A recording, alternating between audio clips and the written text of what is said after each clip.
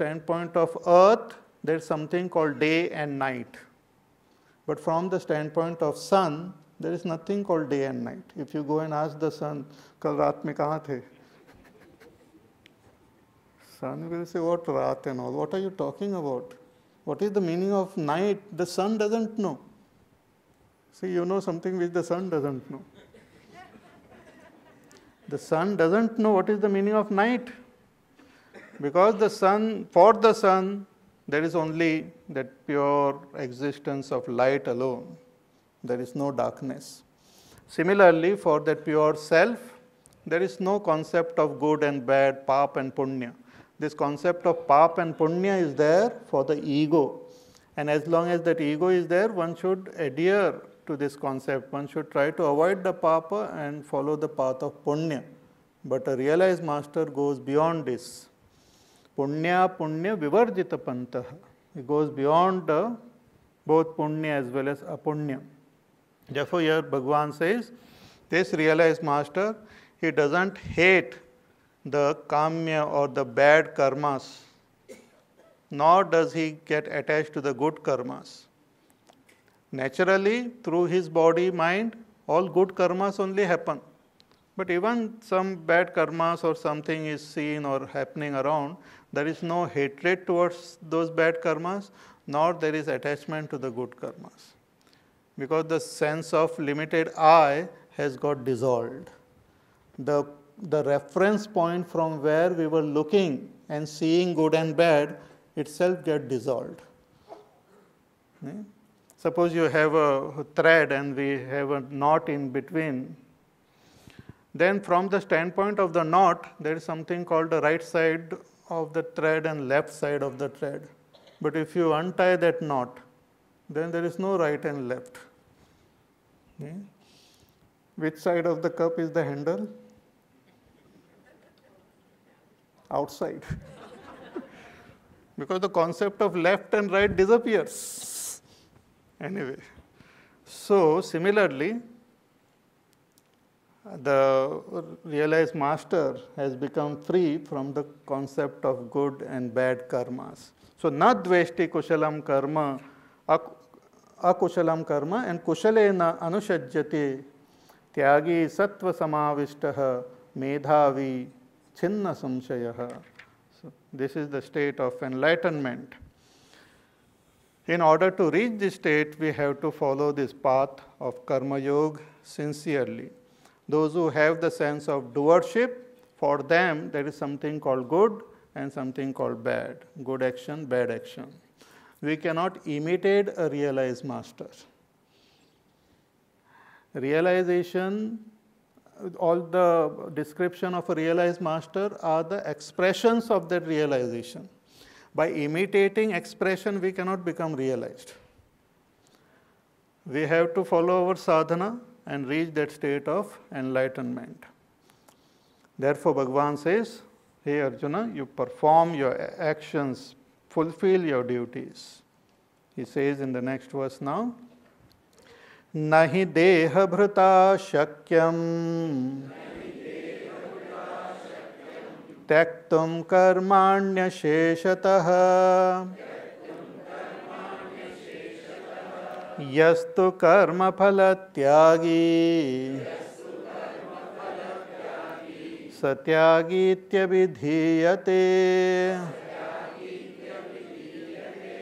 नहि देह भृता शक्यम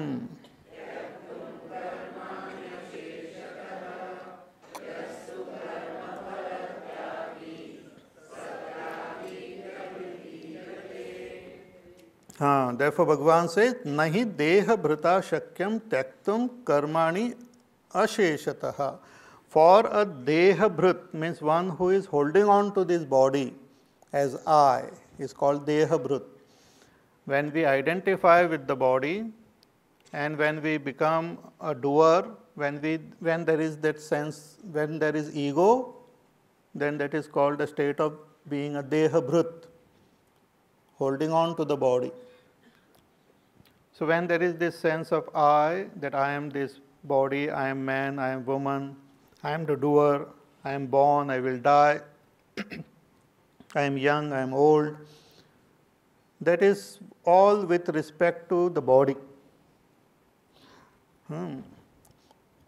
With some reference, and the reference point is our body. See, if I ask you, where are you sitting, then you give some reference point. Right? If all the reference points are removed, then it will become very difficult to say. If you are out in space, no reference point, where are you? Spaced out. No reference point then. Similarly, when we have body as our reference point, then it is called I am a ego. When I don't have any reference point, because reference point is limitation only. When one becomes free of all reference point, one has reached that state of being Brahma. So all the reference points are removed. So Deha Bhrut is called. So Nahi Deha Bhrata Shakyam Tyaktum Karmani Asheshataha.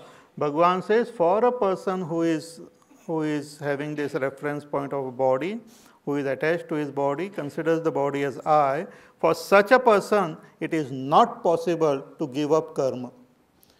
Because that itself, one has got this sense of doership. So as long as that sense of doership is there, as long as the doer is there, one cannot give up karma. The doer giving up karma is not called renunciation of karma. The doer itself dissolves, that is called a final renunciation of karma. In the state of enlightenment, the doer itself gets dissolved. Therefore, in previous chapter also, Bhagavan says that a person who restraining all his senses and all, and he doesn't do any action outwardly, that person is also doing action. That person is also doing action of not doing action. That sense of doership is not lost. Just by renouncing external action, one doesn't become a sannyasi. Ultimately, one should be able to renounce the sense of doership itself. That's what Bhagavan says, that for a person who has got this sense of doership, to give up action completely is not possible. Therefore, it is not about giving up action, but Karma Yoga is about giving up attachment to the action and attachment to the results of action.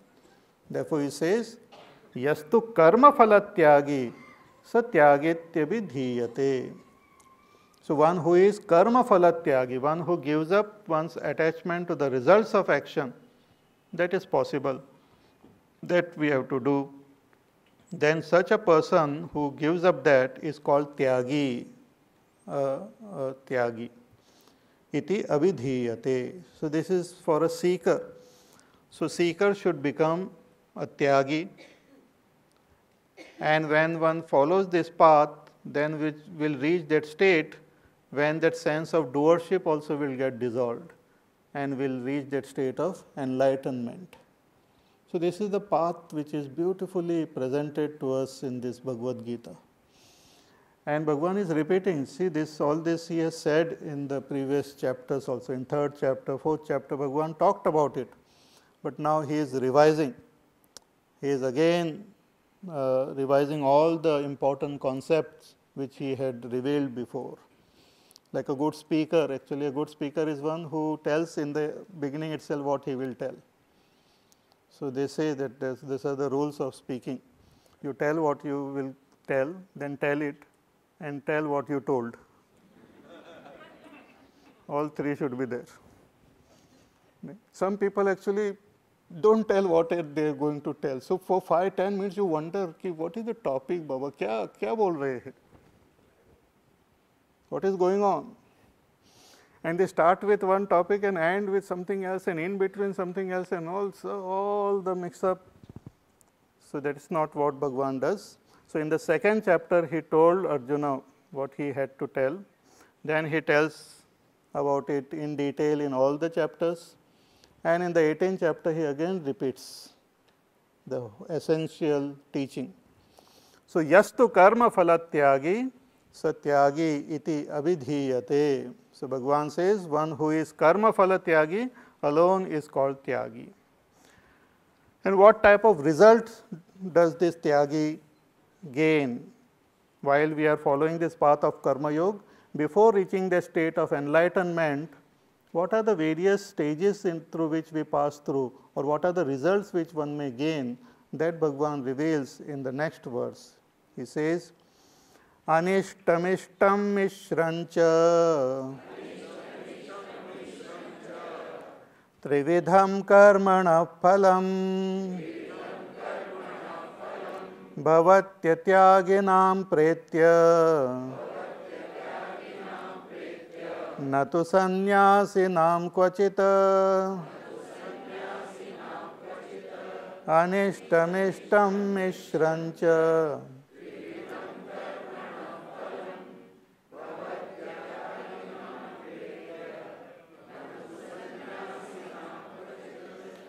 Bhagavan says that for bhavati atyaginam, those who are not the tyagi, those who are what you call those who have not reached that ultimate state of enlightenment, and those who perform these actions, for them three types of results come: Anishtam, Ishtam and Mishram. Anishtam means not conducive, non-conducive. Ishtam means conducive or good, and Mishram means a combination of both. Bad, good and combination of both. Anishtam, Ishtam, Mishrancha, Trividham Karmana Phalam. These are the threefold results of action. Bhavati Atyaginam. Here Atyagi means one who has not renounced the sense of doership but performs one's duties, fulfills one's duties or performs all actions with the sense of doership.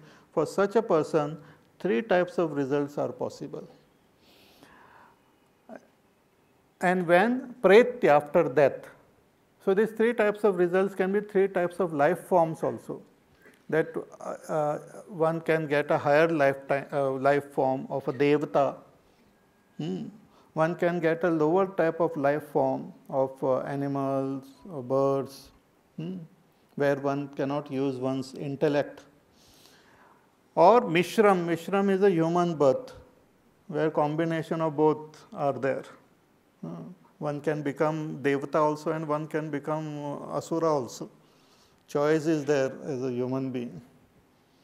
We can become very bad and we can become very good. Therefore, Tulsidas ji also calls it like a ladder. It can take us up and it can take us down also. Like a lift, some people they push the wrong button and they reach the basement. They start looking here and there, kahan pravachan kahan ho raha hai?